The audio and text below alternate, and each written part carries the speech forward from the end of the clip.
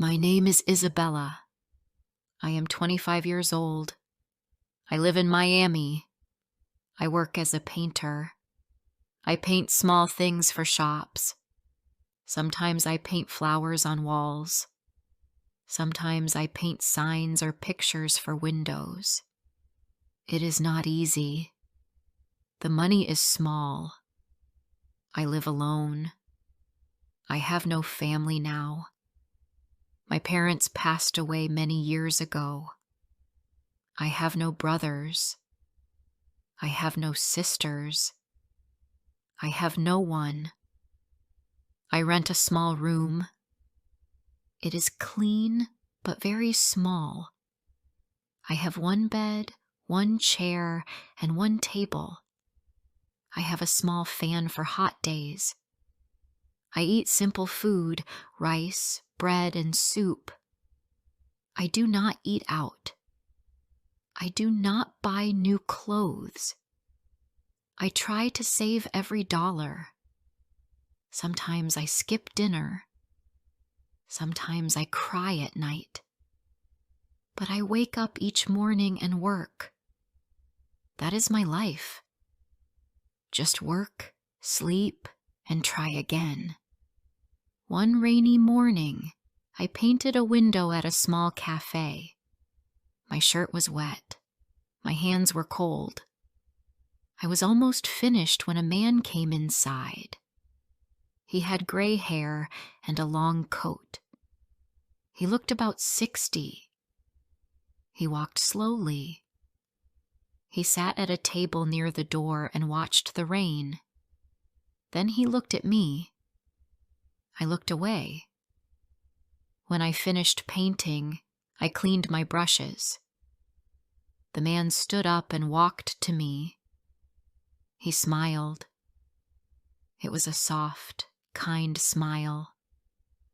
"You look tired," he said. His voice was calm. I smiled a little. "It is just a long day," I said. He nodded.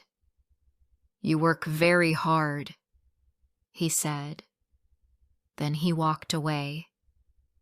The next day, I painted a new wall near the cafe. The same man walked by. He saw me and smiled. I smiled back. He waved his hand and walked inside.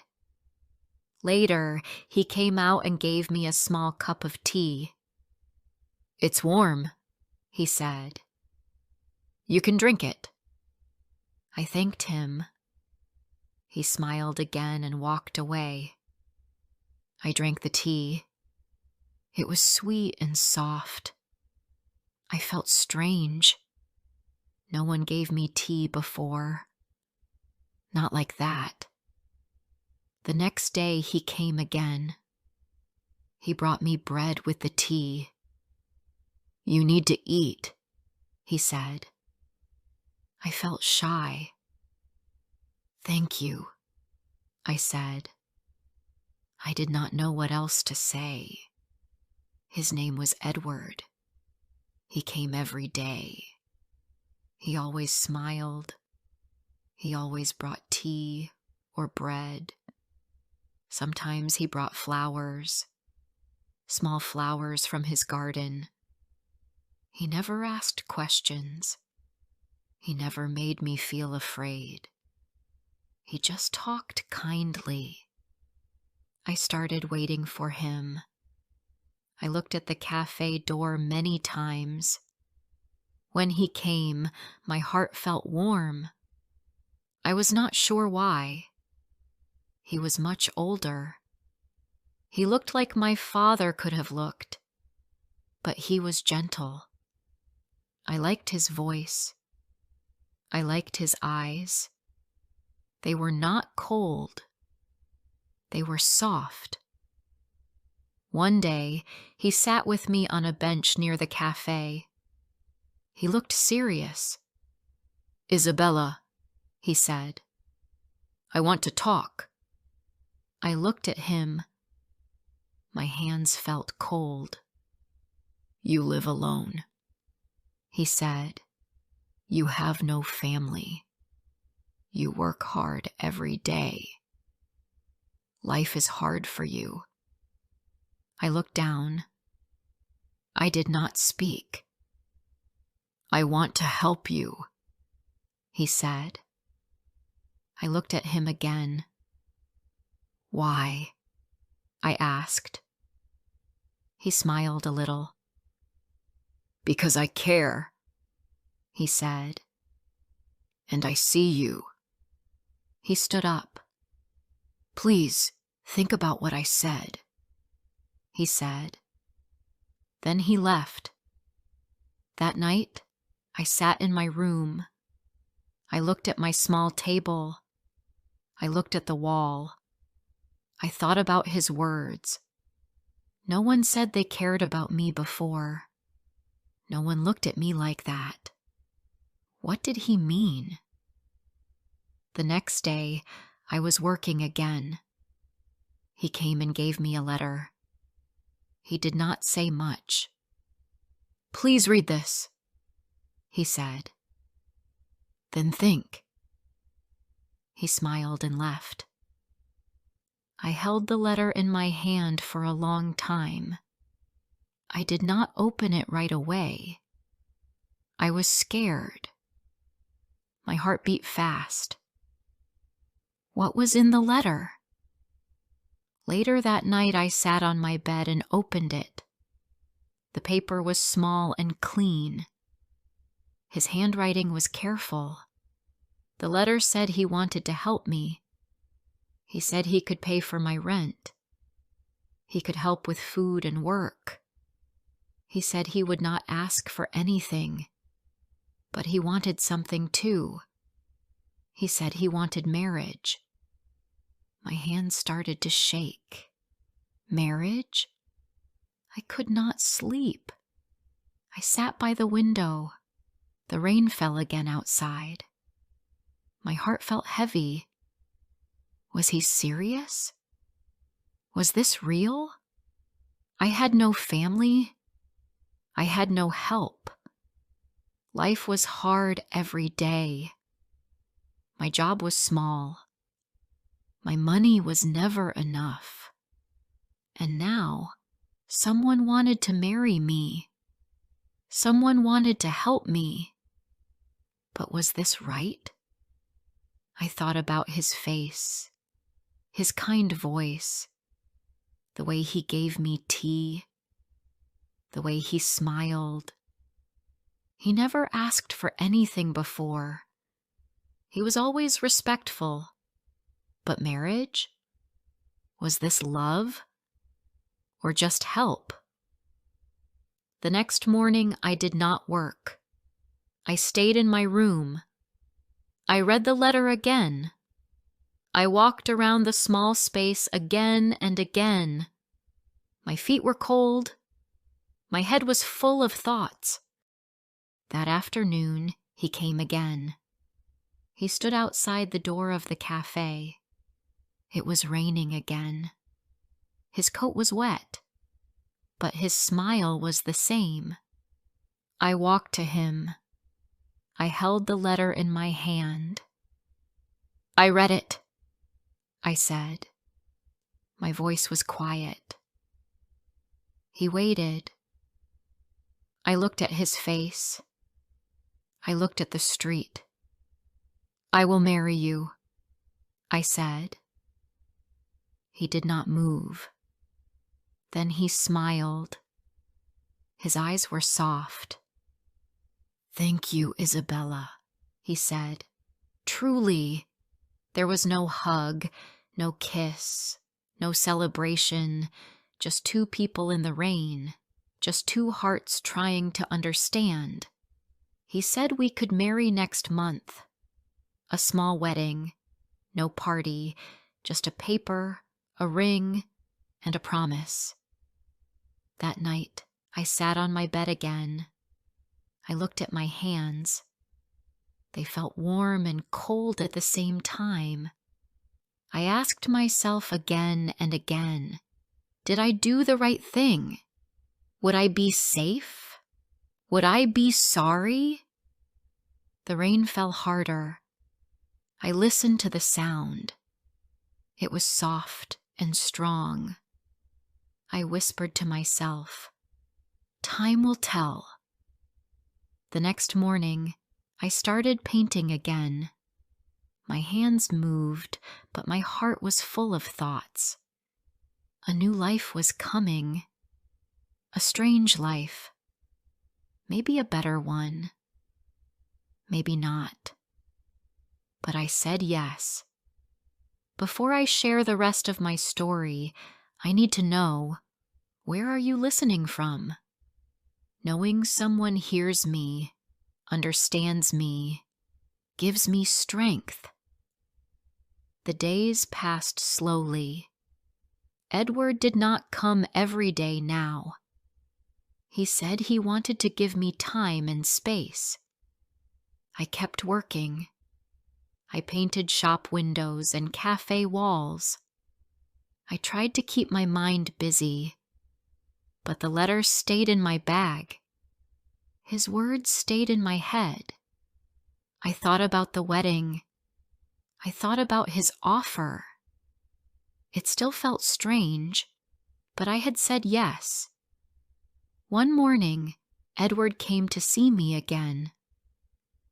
He brought a paper with a date. It was the wedding day. He said, "Only a few people will come. No party. Just a small moment. Only if you still want to." I looked at the paper. I said softly, "Yes, I will be there." I did not tell anyone. I had no one to tell. I did not buy a dress. I had no money for that. I found an old white dress in my closet. It was simple. I washed it by hand. I ironed it with care. It looked soft and clean. I tied my hair with a white ribbon. That was all. The day came. The sky was cloudy. The air felt warm but heavy. I walked alone to the small building. It was a quiet place near the edge of the city. Edward waited outside. He wore a black suit. He looked clean and calm. He held a small bouquet. The flowers were not from a shop.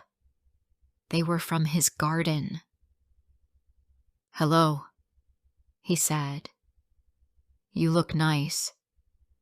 "Thank you," I said. We walked inside together. There were only 5 people there. I did not know them. I think they were his old friends. The man who spoke the words was kind. He smiled at both of us. The room was quiet. No music played. There were no cameras.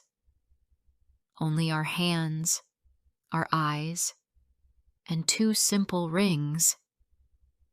Edward said, "I will care for you always." I said, "I will try." We put the rings on. The man said we were now married. Edward looked at me. His eyes were soft.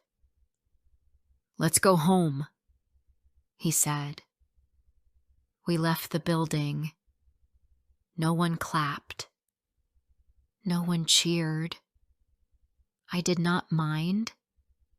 It felt like a dream, slow and quiet. His home was far from the busy streets. We took a short drive. I looked out the window. My heart beat fast. I had never been to his home before. I did not know what to expect. The house was small but strong. It had old walls and big windows. It smelled like flowers and wood. There were books on every shelf. The chairs looked soft. The curtains were thick and red. The air inside was warm. "This is my home," he said. "It is your home too now." I looked around. "It is quiet." "Yes," he said, "but it is safe." That first night, I slept in a new room. The bed was big. The pillow was soft. But I could not sleep. I looked at the ceiling. I felt like a guest.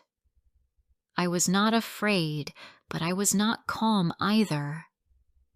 Edward did not come to my room. He gave me space. He did not ask for anything. That made me feel better. He was respectful. He was kind. Still, I asked myself, is this really my life now? The next morning, I woke up early. I walked to the kitchen. Edward was already there. He had made tea. He had made bread. The smell was sweet. A small cup waited for me on the table. "Good morning," he said.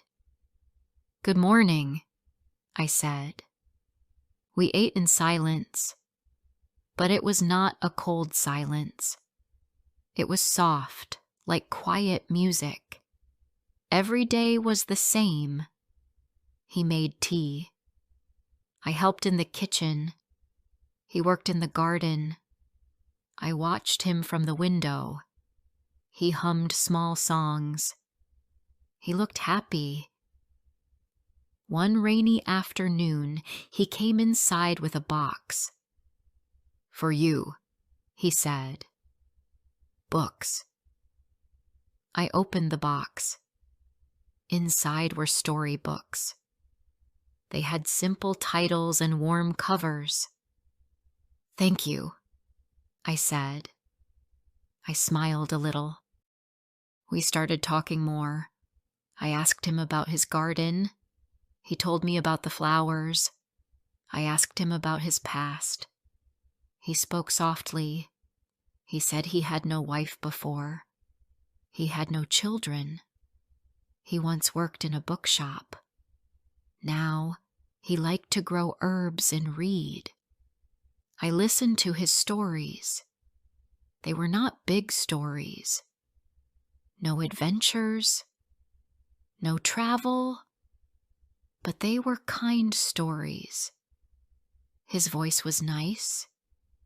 His eyes stayed soft.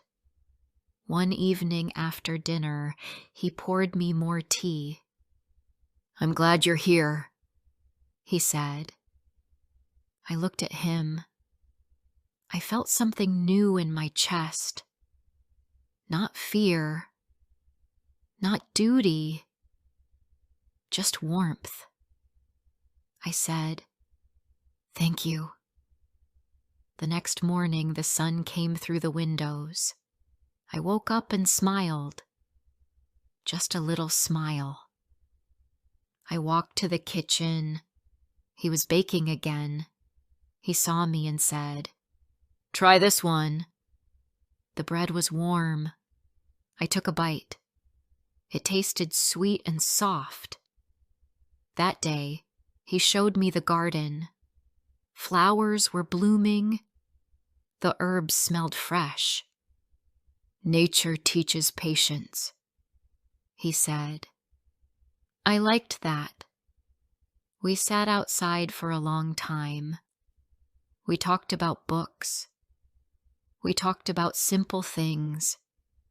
He never asked me about my past. He never told me how to feel.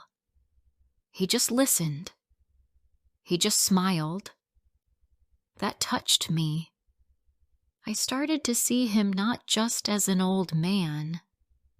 I saw him as a kind man, a person with a gentle heart, someone who never wanted to hurt me, someone who gave without asking. One night we sat on the porch. The stars were bright. The air was cool. I held my cup of tea and looked at him. He said nothing. I said nothing. But I felt safe. Maybe this was not just about help. Maybe something was growing. It was small. It was slow. But it was there. The next day, I helped him in the kitchen. I made soup. He baked bread. We laughed when I dropped the spoon. He helped me clean it. He said, "You are doing well." That evening we ate together. I did not feel like a guest anymore. I felt like part of the home. Later, I walked outside alone. I saw 2 women from the market. They looked at me and whispered. One of them said, "She only married him for money." The words hit my heart. I felt shame.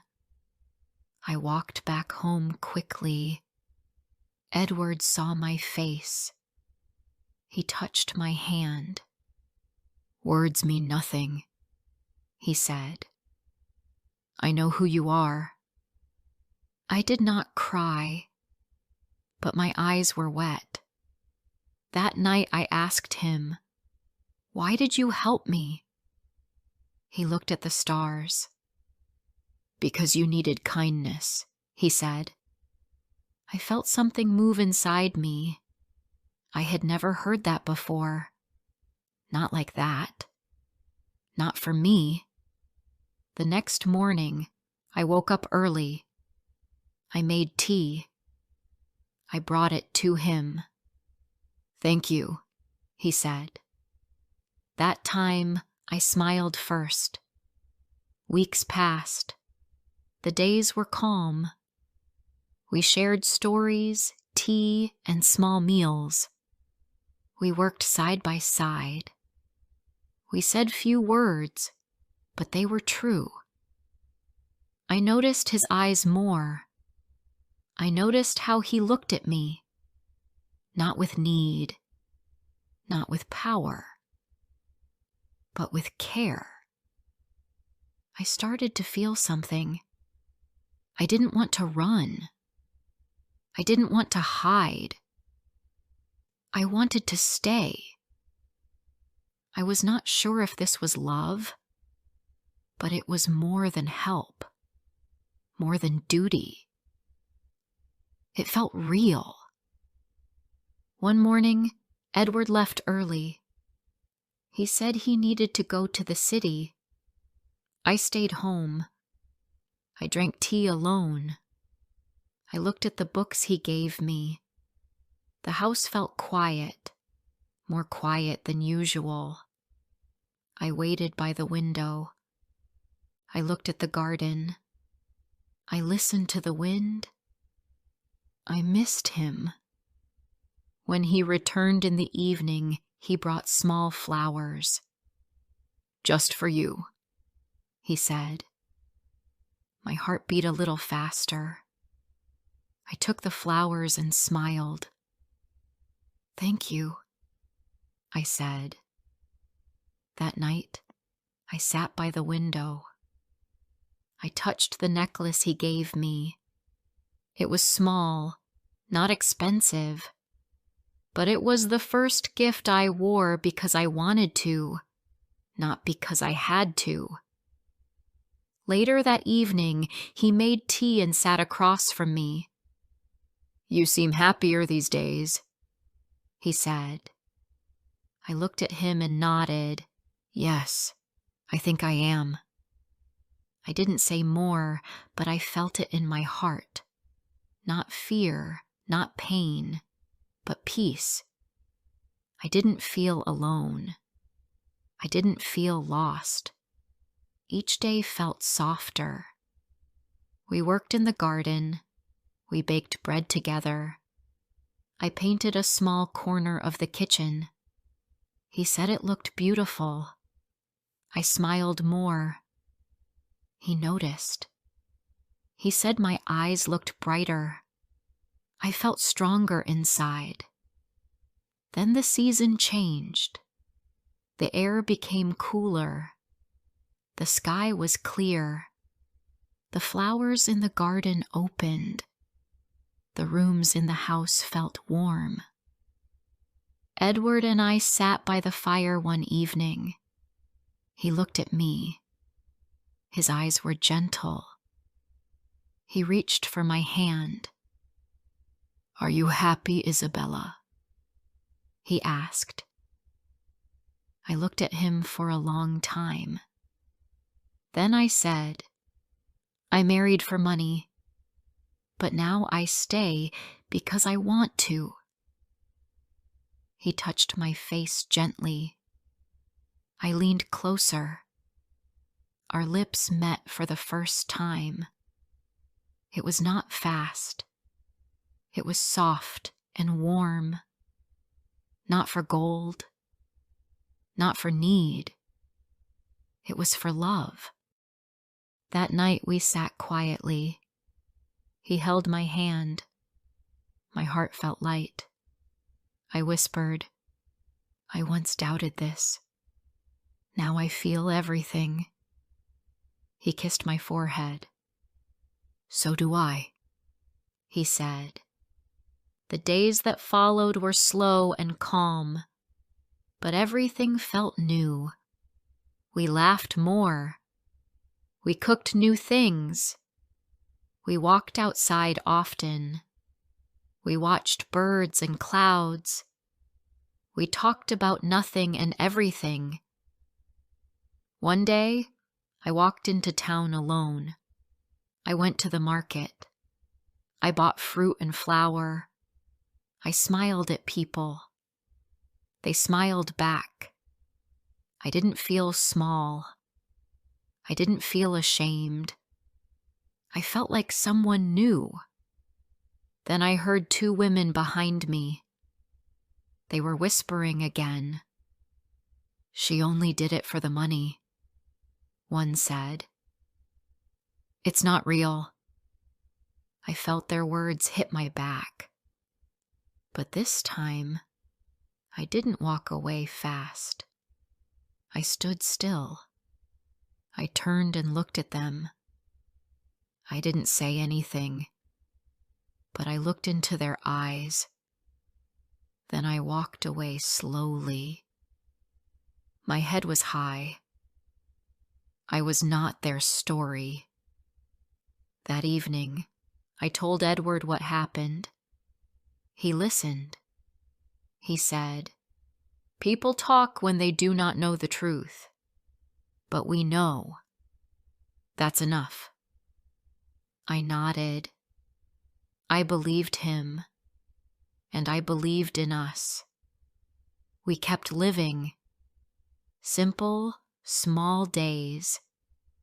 He showed me how to make jam.